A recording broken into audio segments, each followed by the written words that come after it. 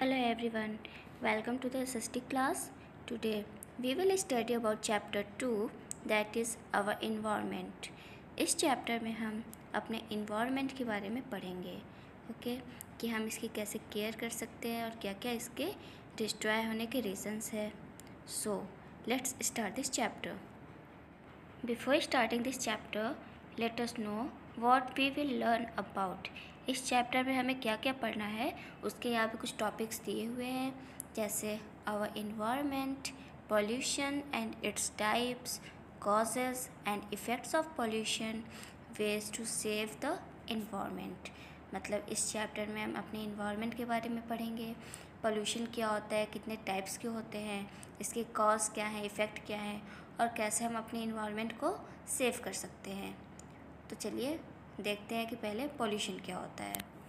Okay, everything that surrounds us makes up our environment. यानी हमारे आसपास जो भी चीज़ों से हम घिरे हुए हैं उसे हम इन्वायरमेंट कहते हैं. It consist of living things such as human beings, plants and animals. Environment जो होते हैं इसमें ह्यूमन बींग्स होते हैं, प्लांट्स होते हैं और एनिमल्स होते हैं. मतलब हमारे आसपास जो चीज़ें होती हैं वो लिविंग भी होती हैं, नॉन लिविंग भी होती हैं. नॉन लिविंग में जैसे एयर, सॉयल एंड वाटर, ये नॉन लिविंग थिंग्स है. और लिविंग थिंग्स, इन दोनों चीज़ों से जो हमारा इन्वायरमेंट है वो बनता है. Now the next topic is pollution. Sometimes the component of our environment such as land and water become dirty. कभी कभी ऐसा होता है कि हमारे इन्वायरमेंट में जो कंपोनेंट्स है जैसे लैंड है, वाटर है, ये डर्टी हो जाते हैं, ये पॉल्यूटेड हो जाते हैं. This condition of the environment of being dirty is called pollution. और ये जो कंडीशन होती है हमारे इन्वायरमेंट की पॉल्यूट होने की, डर्टी होने की, इसे ही हम पॉल्यूशन कहते हैं. The substances that cause pollution are called pollutants. और वो सब्सटेंस, वो चीज़ें जो पॉल्यूशन करती हैं, पॉल्यूशन का जो रीज़न बनती हैं, उन्हें हम पॉल्यूटेंट्स कहते हैं. There are 4 types of pollution. Pollution जो होता है 4 टाइप्स के होते हैं: air, water, soil and noise. तो पहले हम देखते हैं what is air pollution. Air is all around us. हमारे चारों तरफ एयर है. All living things require air to live. जितने भी लिविंग थिंग्स होते हैं उन्हें एयर की ज़रूरत होती है ताकि वो सर्वाइव कर सके, रेस्पायर कर सके. However, due to certain human activities the air around us become dirty. लेकिन कुछ ह्यूमन एक्टिविटीज़ ऐसी है जिसकी वजह से जो एयर है वो दिन ब दिन डर्टी होती जा रही है, पॉल्यूटेड होती जा रही है. एज अ रिज़ल्ट, जिसका रीज़न ये है, the quality of air becomes poor and people suffer from breathing problems such as asthma and bronchitis. और जिसकी वजह से ये है कि जो एयर है वो तो पॉल्यूटेड होती जा रही है और इसी की वजह से जो लोग हैं उन्हें बहुत सारी ब्रीदिंग प्रॉब्लम्स भी हो रही हैं जैसे अस्थमा है, ब्रोंकाइटिस है. Causes of air pollution. अब एयर पॉल्यूशन के रीज़न्स क्या है, यहाँ पे कुछ रीज़न्स दिए हुए हैं. जैसे फर्स्ट है burning leaves, garbage, plastic and would. अगर हम लीव्स जलाते हैं या गार्बेज है, प्लास्टिक, वुड, इन सबको अगर जलाते हैं, फेंकते हैं, तो इसकी वजह से जो एयर है वो पॉल्यूटेड होती है क्योंकि इनसे स्मोक निकलता है और वो स्मोक पूरे एयर में स्प्रेड हो जाता है.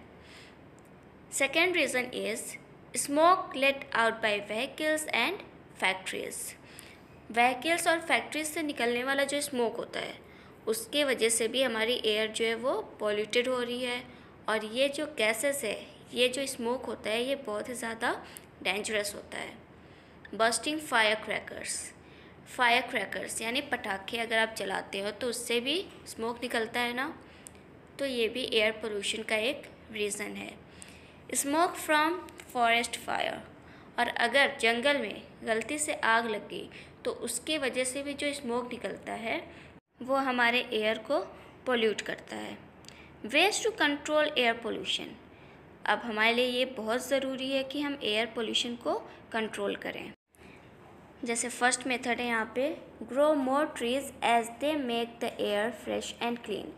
जैसे कि हमें ज़्यादा से ज़्यादा ट्रीज़ लगाने चाहिए, क्योंकि जो ट्रीज़ होते हैं वो एयर को फ्रेश रखते हैं और क्लीन रखते हैं। एयर को ये बिल्कुल पोल्यूशन फ्री करते हैं। सेकेंड मेथड इज़ वॉक और use bicycles for shorter distances. अगर हम शॉर्ट डिस्टेंस पे जा रहे हैं तो हम या तो वॉक करके जाएं या फिर बाइसिकल से जा सकते हैं, क्योंकि अगर हम यहाँ पे भी व्हीकल्स यूज़ करेंगे तो व्हीकल्स जो होते हैं वो स्मोक प्रोड्यूस करते हैं और एयर को पोल्यूट करते हैं। तो इस टाइप से हम खुद से ही कुछ स्टेप्स ले सकते हैं ताकि हम अपने एयर को पोल्यूशन फ्री कर सकें। Third one is do not burn garbage, leaves, plastic and woods. Garbage, leaves, plastic and woods को हमें जलाना नहीं चाहिए, बल्कि इनको प्रॉपर डिस्पोज करना चाहिए। प्लास्टिक्स हैं या कोई मेटल गार्बेज है, उसको आप किसी भी जो आते हैं प्लास्टिक्स लेने या गार्बेज लेने आते हैं आप उनको दे दो, या जो भी ऑर्गेनिक गार्बेज है आप उनकी कंपोस्टिंग कर सकते हैं। तो इस टाइप से यहाँ पर भी हम एयर पोल्यूशन को रिड्यूस कर सकते हैं। Next one is avoid bursting fire crackers. और जो आप फायर क्रैकर्स जलाते हैं उनको भी आप अवॉइड कर सकते हैं, क्योंकि ये बहुत ही ज़्यादा ह्यूज अमाउंट में गैसेस प्रोड्यूस करते हैं, हार्मफुल स्मोक प्रोड्यूस करते हैं, जो कि हमारे एयर पोल्यूशन का मेन रीज़न है।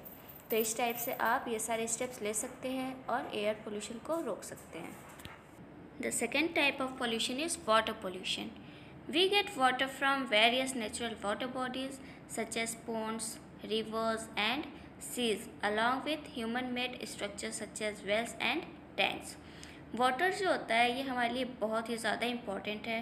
Water is the basic human need, क्योंकि वाटर से ही हम बहुत सारे अपने डेली लाइफ एक्टिविटीज़ को परफॉर्म करते हैं।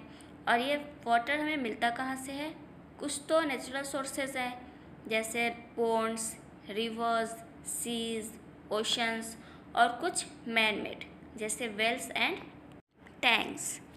Water is basic human need, we need water. Water जो होता है ये हमारे लिए बहुत ही ज़्यादा इम्पॉर्टेंट है। हमें पानी की ज़रूरत क्यों होती है? To cook, drink, bathe and wash clothes among other things. हमें वाटर की ज़रूरत होती है ताकि हम कुकिंग कर सकें, ड्रिंक पीने के लिए, नहाने के लिए और कपड़े धुलने के लिए। इसके अलावा भी बहुत सारे फंक्शंस हैं वाटर के। However humans have polluted water through various activities. लेकिन जो ह्यूमन बींग्स हैं इन्होंने वाटर को बहुत सारी अपनी एक्टिविटीज़ की वजह से बिल्कुल पोल्यूट कर दिया है। The polluted water is unsafe to drink as it may cause different types of diseases such as typhoid and jaundice. लेकिन जो पोल्यूटेड वाटर है आप उसका यूज़ तो कर नहीं सकते हैं। ऐसा तो नहीं है कि आप पोल्यूटेड वाटर से नहा सकते हैं, कपड़े धुल लें, बर्तन धुल लें या पी लें, बिल्कुल नहीं, क्योंकि इनसे टाइफाइड या जॉन्डिस हो सकता है। Causes of water pollution. अब देखते हैं यहाँ पे वाटर पोल्यूशन के मेन क्या रीज़न्स हैं। फर्स्ट रीज़न है throwing household and factory waste into water bodies. Water bodies में जो भी हम घर का या फैक्ट्री का वेस्ट प्रोडक्ट फेंक देते हैं, इसकी वजह से भी वाटर पोल्यूशन होता है। गार्बेज पूरा फेंक दिया हमने वाटर में कुछ भी, तो इससे वाटर पोल्यूशन ही तो हो रहा है। Washing clothes and utensils in water bodies. Water bodies में कपड़े या फिर हम बर्तन धुलते हैं, इससे भी वाटर पोल्यूशन होता है। Bathing animals in water bodies. Animals जो होते हैं वो भी पोन्ड्स में, रिवर्स में नहाते हैं, तो उनसे भी वाटर पोल्यूशन होता है। Spilling oil from ships in seas and oceans. Seas and ocean में जो समुद्र में पानी होता है वो पूरा का पूरा ख़राब हो जाता है। किसकी वजह से?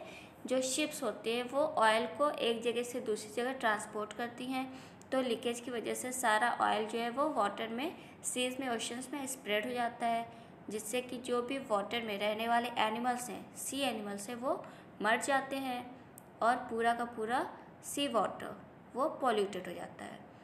Now here is some measuring ways to control water pollution. यहाँ पे कुछ स्टेप्स दिए हुए जिनसे कि हम वाटर पोल्यूशन को कम कर सकते हैं। जैसे we should not throw household waste in water bodies. हमें कोई भी घरेलू कचरा या कोई भी गार्बेज हमें वाटर बॉडीज़ में नहीं फेंकना चाहिए। Ensure that factory waste is not release into water bodies. और जो भी फैक्ट्री वेस्ट है उसे भी हमें ये इंश्योर करना चाहिए, ध्यान देना चाहिए कि उसे वाटर बॉडीज़ में रिलीज़ ना किया जाए। Oil spilling in water bodies should be banned and do not make water bodies dirty by bathing washing clothes. तो हमें ये सारी चीज़ें अवॉइड करनी चाहिए। Next is soil pollution. हम कब कह सकते हैं कि सॉइल पोल्यूशन है? जब सॉइल जो है वो क्रॉप्स के लिए, क्रॉप्स की ग्रोथ के लिए सूटेबल ना हो तो उसे हम सॉइल पोल्यूशन कहते हैं। Soil pollution decreases the production of crops. Soil pollution की वजह से जो क्रॉप्स है, जो फसल है, उसकी प्रोडक्शन में कमी आती है। Also eating fruits, vegetables and grains grown in polluted soil may cause various diseases. और अगर हम किसी भी पोल्यूटेड सॉइल से ये सारी जो वेजिटेबल्स हैं, फ्रूट्स हैं, ग्रेन्स से उगाए हुए अगर हम खाते हैं तो उनसे भी हमें बहुत सारी डिसीजेस हो सकती हैं, जैसे स्टमक इन्फेक्शंस, हमारे पेट में इन्फेक्शंस हो सकते हैं। तो यहाँ पे कुछ रीजंस दिए हैं, जैसे throwing waste in public place like roads and parks. जो भी हम वेस्ट प्रोडक्ट इधर उधर रोड साइड या पार्क्स में कहीं भी फेंक देते हैं तो इससे भी सॉइल पोल्यूशन होता है। Over use of chemicals to grow. जब खेती करते हैं किसान, क्रॉप्स उगाते हैं, तो वहाँ पे वो बहुत ज़्यादा केमिकल्स, कभी कभी बहुत ही हार्ड केमिकल्स का यूज़ कर देते हैं, जिनसे कि जो हमारी क्रॉप्स है वो तो डैमेज होते ही है, साथ ही साथ हमारे जो सॉइल है वो भी ख़राब हो जाती है केमिकल्स की वजह से। Improper dumping of factory and hospital waste. Hospitals या फैक्ट्री से जो वेस्ट निकलता है उसको भी इधर उधर लोग फेंक देते हैं, तो उससे भी सॉइल पोल्यूशन होता है। Use of plastic and polythene bags. Plastic and polythene bag से भी सॉइल पोल्यूशन होता है, क्योंकि इधर उधर फेंक दिए जाते हैं और फिर वो प्रॉपर डिकम्पोज तो होते नहीं हैं, जिससे ये होता है कि जो वहाँ की सॉइल है वो बिल्कुल बैरन हो जाती है, बंजर हो जाती है। तो ये कुछ रीजंस थे सॉइल पोल्यूशन के। Next topic is ways to control soil pollution. यहाँ पे कुछ स्टेप्स हैं जिनके थ्रू हम सॉइल पोल्यूशन को कम कर सकते हैं, कंट्रोल कर सकते हैं। जैसे first is dump all household, hospital and factory waste in a proper and hygienic manner. ये जितने भी वेस्ट मटेरियल्स हैं, गार्बेज हैं, इनको प्रॉपरली डिस्पोज करना चाहिए, डिकम्पोज करना चाहिए। यूज़ क्लॉथ, पेपर और jute bag instead of plastic bags. हमें प्लास्टिक बैग्स की जगह क्लॉथ, पेपर या जूट बैग्स का यूज़ करना चाहिए। Now the fourth type of pollution is noise pollution. Noise means होता है शोर, ठीक है। तो जब शोर होता है तो उससे भी हमारे इन्वायरमेंट में पोल्यूशन होता है। Noise is the sound which is displeasing to our ears. Noise वो साउंड होता है जो हमारे कानों को बिल्कुल भी अच्छा नहीं लगता, हम उसको टॉर्चर नहीं कर सकते, वो बिल्कुल भी सहने लायक नहीं होता है। High levels of noise can noise pollution. जो हाई लेवल के नॉइज़ होते हैं, जो शोर होते हैं, उसकी वजह से नॉइज़ पोल्यूशन होता है। Noise pollution can cause, noise pollution की वजह से क्या होता है? Temporary and permanent loss of hearings. Noise pollution की वजह से या तो टेम्पररी या तो परमानेंट हम जो है अपनी हियरिंग कैपेसिटी खो सकते हैं, बहरे हो सकते हैं। Causes of noise pollution. Here are some causes of noise pollution, like there are two types of noise pollution, that is indoor and outdoor. Indoor noise occur from playing loud music or using electrical appliances such as a mixer. तो indoor noise जो होता है ये क्या होता है? जैसे कि आप घरों में बहुत लाउड म्यूज़िक बजा रहे हैं, कोई भी इलेक्ट्रिकल अप्लायंस यूज़ कर रहे हैं, जैसे मिक्सर हो गया, हेयर ड्रायर हो गया, तो इसकी वजह से नॉइज़ पोल्यूशन होता है, जो कि इंडोर नॉइज़ में आता है। Horns of vehicles is an example of outdoor noise.